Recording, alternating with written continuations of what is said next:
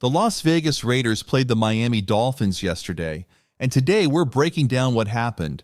Scott Turner took charge, and while I saw some great things on offense in the game footage, we'll start by discussing the defense, because that's where the real problems were. To be honest, this was one of the Raiders' worst defensive performances this season. The defense struggled to get off the field, players seemed confused, and Miami capitalized with big plays. These issues point back to Patrick Graham and the defensive strategy he's using. Yes, injuries played a role. Malcolm Kuntz, Christian Wilkins, and Nate Hobbs were unavailable. And then we lost Jacorian Bennett during the game. Still, there were questionable decisions in the defensive schemes that need to be addressed. Graham has to take some responsibility for this. In this game, the defense was the main reason the Raiders lost. While the offense has struggled in the past, it's often been the defense that's kept the team afloat. But yesterday, they couldn't get crucial stops. The big question is whether this comes down to poor coaching or players not understanding the plays. Let me give you an example. Early in the game, the Dolphins faced a 4th and 2 on their second drive. The Raiders lined up in a cover 2 man-to-man defense. Miami used Tyreek Hill on a short crossing route to easily pick up the first down. Here's the issue. Jack Jones was left one-on-one with Tyreek Hill. Now, Hill is arguably the best playmaker in the NFL. He's lightning fast and nearly impossible to cover one-on-one. So why was this the defensive call? Even worse, the safeties were playing way too deep, about 30 yards off the line of scrimmage, which made no sense in this situation. This was just one example of the Raiders' defensive struggles, but it highlights the bigger issue. If the team keeps making these mistakes, they're going to keep losing games. On a crucial 4th and 2, the Dolphins needed just 2 yards. If they had tried a risky deep shot downfield for 30 or 40 yards, fine. Let them take that gamble. But instead, the Raiders handed them the easy play right in the middle of the field. This decision falls squarely on Patrick Graham. He has to do better because this approach makes no sense. Stopping them on 4th and 2 would have been huge. A turnover on downs and a momentum shift. Instead, Miami converted, extended their drive, and eventually scored a touchdown. That play alone showed the defensive struggles, but it wasn't the only mistake. Another critical moment came on 3rd down when the Raiders simulated pressure. Charles Snowden dropped back into coverage in a cover 2 defense, but Tyreek Hill was wide open again. Snowden should have been closer to Hill to cover the route. Simulating pressure is fine. It's smart to keep the offensive line guessing, but Snowden needs to be coached to turn his head, locate the nearest receiver, and stay in position. If he had done that, Tua Tagovailoa might have hesitated to make the throw, leading to a sack or an incomplete pass.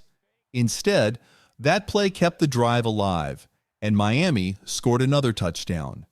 That's 2 separate drives where better coaching and execution could have changed the game.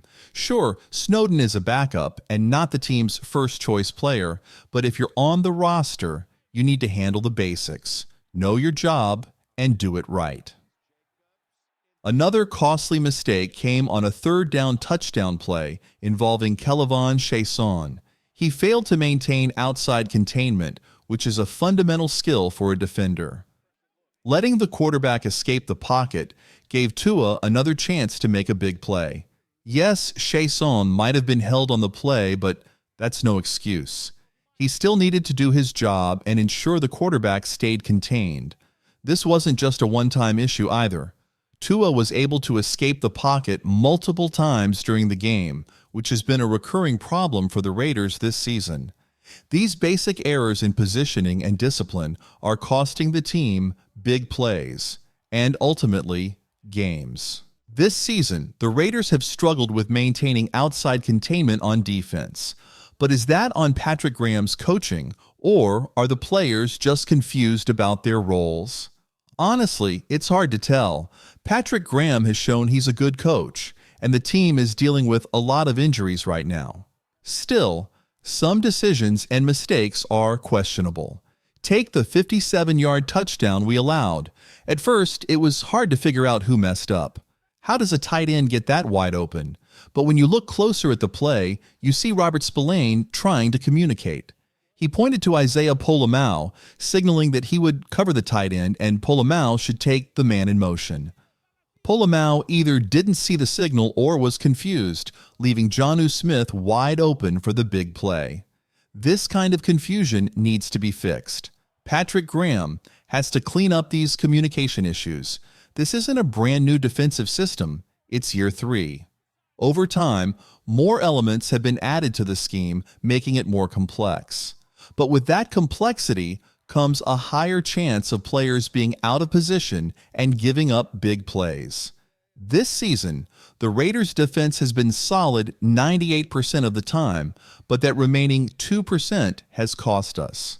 Those moments, missed tackles, bad positioning, or blown coverages have led to game-changing plays.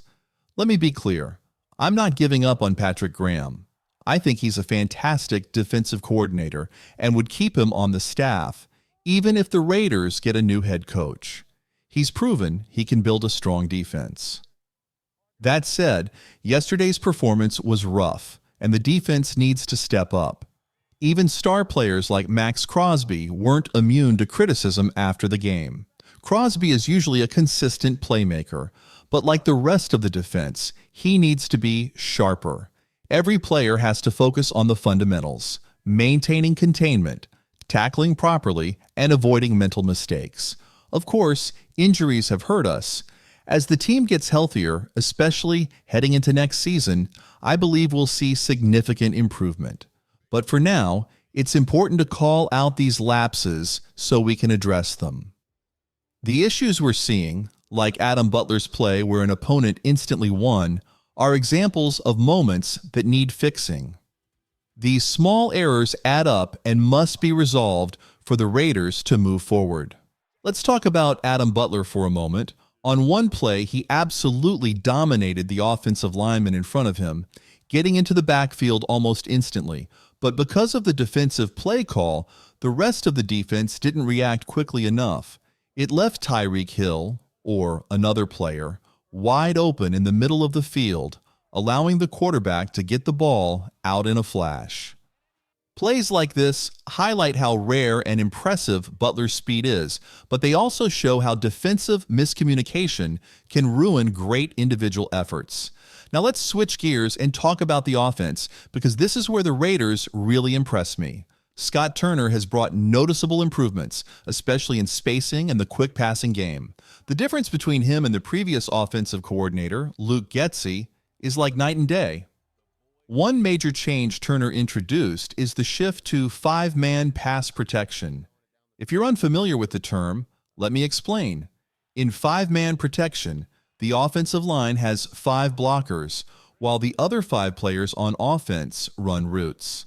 This approach gives the quarterback more options because more players are running routes downfield. In contrast, under Josh McDaniels, the Raiders often use 7-man protection. This meant 7 players, including the running back and tight end, stayed back to block, leaving only 3 players running routes. While this provided more protection for the quarterback, it severely limited passing options and often felt overly conservative. With Turner, the Raiders embraced 5-man protection on many plays, allowing more receivers to run routes and attack the defense. This approach relies on the offensive line to hold their own against the defensive front. Players like Jackson Barton, Dylan Parham, Jordan Meredith, DJ Fluker, and Colton Miller needed to step up, and for the most part, they did. The Miami Dolphins' defensive line provided a solid test. While their line is decent, injuries and inexperience, like rookie Chop Robinson playing significant snaps, gave the Raiders a chance to try out this strategy. While the offensive line performed well overall, there were still some issues we'll discuss later. What stood out most was how clean and organized the spacing looked on offense. Under Turner, players weren't bunched together or running into the same areas. Routes were well designed and spread across the field, creating space for the quarterback to work. Watching the tape, It's clear how much smoother and more effective the offense looked with better spacing. The concepts made sense, and the execution felt sharp. The difference in approach was obvious, and it's exciting to see what this offense can achieve with Scott Turner calling the plays. One of the biggest differences between Luke Getsy's offense and Scott Turner's approach is how the players are spaced on the field. Under Getsy, it wasn't uncommon to see 2 or 3 receivers running routes to the same side of the field only to end up in the same spot. This poor spacing allowed a single defender to cover multiple players, making the play completely ineffective. Scott Turner's offense, on the other hand, is a whole different story. The Raiders ran various route concepts like spacing, mills, or post-wheel combinations, and the execution was excellent. The players were well spread out across the field, which created clear throwing lanes and forced the defense to cover every inch of space. This improvement in spacing had a huge impact on the game. It allowed the Raiders to pick up solid gains on first and second downs, meaning they weren't constantly stuck in third and long situations. For example, Gardner Minshew could easily complete short passes for 4 or 5 yards, making it much easier to move the chains. Honestly, I didn't expect Scott Turner to be such a significant upgrade, but the difference is like night and day. Not only is the spacing better, but Turner is also designing plays to get specific players wide open.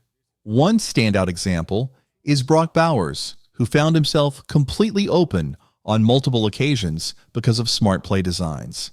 These weren't just lucky breaks, they were intentional, well-thought-out plays.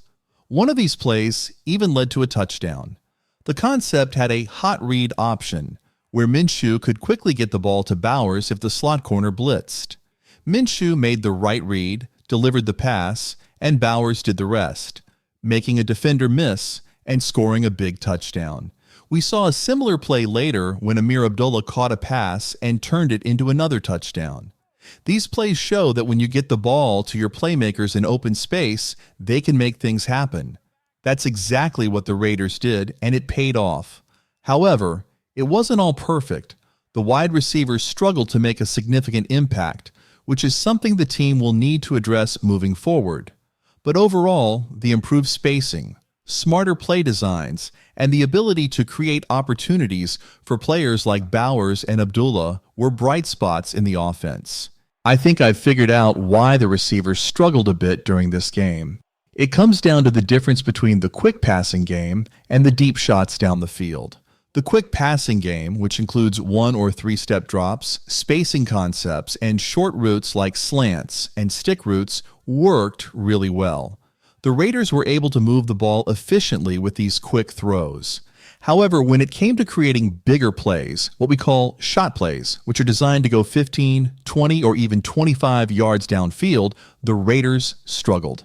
I watched every single snap of the game, and I counted 6 attempts to push the ball deep. Out of those, only one was successful, a 22-yard pass to Trey Tucker in the 3rd or 4th quarter. The issue was that when the Raiders didn't keep extra blockers in, the offensive line couldn't hold up against the pressure. There was one specific play where the Raiders ran a mesh concept, and Jakobi Meyers would have been open had the quarterback been able to deliver the ball with velocity. Unfortunately, the offensive line collapsed, and the quarterback couldn't make the throw. This was a common issue throughout the game. Another example was a deep dagger concept, where Jakobi Meyers was open again. But once again, the pocket collapsed, and the quarterback had to check down to Brock Bowers instead of taking the deep shot. While checkdowns aren't necessarily a bad thing, the Raiders need to hit those deep plays, especially on 3rd and long, to create explosive opportunities. Without being able to hit these deep shots, the Raiders ended up with only 19 points, relying mostly on underneath throws. If they want to score 30 points, they need to clean up the offensive line play and allow the quarterback time to make those big throws. One player who struggled significantly on the offensive line was DJ Glaze. He had several bad plays where defenders beat him and caused problems for the offense. One example came on a 3rd and 11 early in the third quarter when Chop Robinson got the better of DJ Glaze. The quarterback, under pressure, had to rush his throw to Michael Mayer, which almost resulted in an interception. This play highlights a bigger issue. If the offensive line can't protect the quarterback, those deep shots won't happen, and the offense will continue to stall. The Raiders need to give their quarterback time to execute the design plays and create those big yardage opportunities. The dagger concept is a great play because it has multiple routes designed to confuse the defense. On this play, you have one guy running a deep crossing route, another running deep, and then the dagger route itself. If the quarterback has enough time, he can pick the right route, and usually the dagger will open up, especially against a cover 3 defense. If one cornerback takes away the dagger, then one of the other two routes should be open. The key is giving the quarterback enough time to make that choice. I didn't see this play a lot when Luke Getsy was the offensive coordinator, but the Raiders ran it a lot and it worked well. The spacing and design were solid, and it gave the quarterback good options. However, the deep concepts didn't always hit. Once again, DJ Glaze was involved in a few issues. For example, in the fourth quarter, there was a 3rd and 3 play where DJ Glaze lost his matchup right away, and the quarterback had to scramble and throw the ball away. There was also a red zone play where Michael Mayer chipped to help DJ Glaze, but the quarterback was under pressure and had to throw quickly. Mayer caught the ball, but if the pass was better, it could have been a touchdown instead of a field goal attempt. This was a missed opportunity that cost the Raiders 4 points. DJ Glaze really needs to improve his performance. There were several plays where he struggled, and that caused issues for the offense. Even though PFF, Pro Football Focus, may not always show that he gave up pressure, you can feel it as a quarterback when the right tackle isn't doing his job. DJ Glaze probably had 6 plays where he lost his battle, and you could see that pressure affecting the quarterback. Paris Johnson and Meredith also had a couple of tough plays, but Colton Miller did a great job on his side of the line. DJ Glaze is a rookie, though, and he'll improve with experience. Despite these struggles, the offense looked better overall. The Raiders came out and designed a Yankee concept, which is a deep shot play. Even though the play didn't work out, it was good to see them take a shot downfield and test the defense. Sometimes the deep shots won't hit, but that's part of the process, testing what works and what doesn't. The Raiders also tried designing a post wheel play, which is another shot play. The goal with these plays is to test if they'll work, but if they don't, you just move on to the next one. In the NFL, you won't run a post wheel or deep shot play every few plays. It's not that simple. You'll design 6 to 12 deep shot plays in a game, and then for the rest of the time, you want to keep things moving by running more consistent plays like spacing concepts, stick routes, flat routes, or screens. The shot plays didn't really work for the Raiders in this game, but I believe that as they move forward, Scott Turner will analyze what worked and what didn't, and make adjustments for the next game. That's how NFL offenses operate. You test plays, adjust, and try again. One reason the Raiders didn't put up 30 points was that they couldn't sustain success on offense. On their first 2 drives, they moved the ball well, but both ended in just 6 points. They couldn't finish the drives due to mistakes on specific plays. For example, there was an ISO play designed for Jalen Ramsey that didn't work, and there was a play where the Raiders tried to get the ball to Jacoby Myers, but it wasn't successful. On another play near the goal line, they tried to get Myers open on a route, but Jalen Ramsey was covering him, and it didn't pan out. In these situations, it would help if the quarterback could read the situation and adjust the play or make a quick decision. Unfortunately, that didn't happen, and the offense struggled to finish drives. Another issue was the running game. There's no excuse for how it's been performing. Zamir White, the running back, simply doesn't have the vision needed to succeed. He's a power-based running back, and I get that you'd want to run power plays like counter or duo with him. But he still needs to read the defense and make decisions about which gap to go through. When things aren't working in one gap, he should be able to bounce it outside or adjust. Unfortunately, White doesn't seem to have that ability, and that's really hurting the offense. Before we dive in, I want to take a moment to give a huge shout out to the sponsor of our channel. This content wouldn't be possible without Underdog. If you haven't tried Underdog yet, you're really missing out. I don't usually play traditional fantasy sports, but this year I joined one league. However, I mostly stick with Underdog because they have a game that I absolutely love called Pick'em. It's super simple and fun. You make picks based on what you think players will do in a game. For example, you might think that Aiden McConnell will throw for over 125 yards. If you believe that, you just pick higher. Or maybe you think Dak Prescott will throw at least 2 touchdowns. Again, just pick higher. You can even predict that Caleb Williams will score a rushing touchdown. What's cool is that some of these stats come with multipliers. For instance, if a quarterback rushes for a touchdown, which isn't something they do every week, you might get a 4x multiplier on that pick. This means you can turn a small bet like $5 into something much bigger, like $400 or even $1,000, depending on the multipliers and how many picks you make. I use Underdog every week because it makes watching games, even ones like the Jets versus the Dolphins without Tua, way more exciting. If you haven't checked it out yet, trust me, it's the best.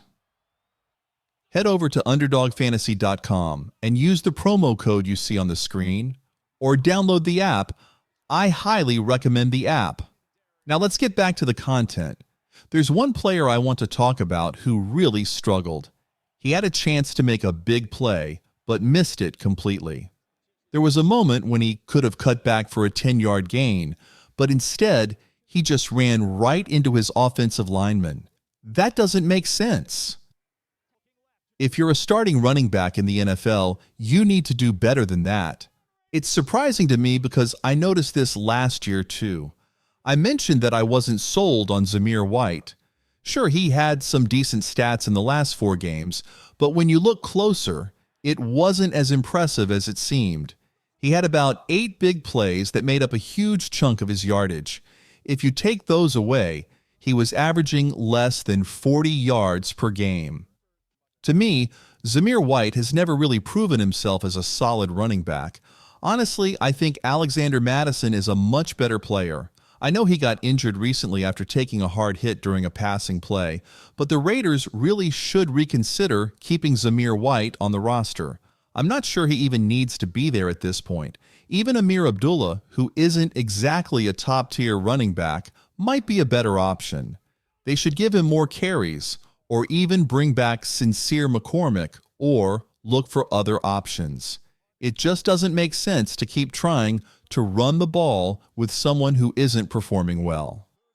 The Raiders' struggle to run the football really hurt their chances of scoring more points in the last game. If they had managed to average 5 yards per carry and run the ball 20 times, it would have kept the defense on their toes and opened up more opportunities for big plays. But I do think the Raiders can improve in this area. The offensive line seemed to communicate better in the last game, and with Joe Philbin stepping in as the offensive line coach, it looks promising. He has more experience compared to James Craig, which should help. Scott Turner's addition, along with Norv Turner, could also lead to a more efficient offense. I'm not expecting the Raiders to go undefeated from here on out, and honestly, I'm not too worried about the rest of the season. What I want to see is improvement, and I did notice some positive changes on offense. While the defense might have struggled a bit, we can chalk that up to injuries. Plus, it seems likely that Antonio Pierce will remain as the head coach for next season. If that's the case, they need to find a solid offensive coordinator. If Scott Turner proves to be a good fit, they should keep him in that role. Now, some fans are calling for Antonio Pierce to be replaced with someone like Ben Johnson. But here's the thing, Johnson will have plenty of options. Teams like the Jaguars and Bears are likely to fire their coaches, and who wouldn't want to work with quarterbacks like Trevor Lawrence or Caleb Williams? So it's not guaranteed that the Raiders will land a top coach like Johnson. They'll probably stick with Antonio Pierce and need to find an offensive coordinator from the many talented coaches available.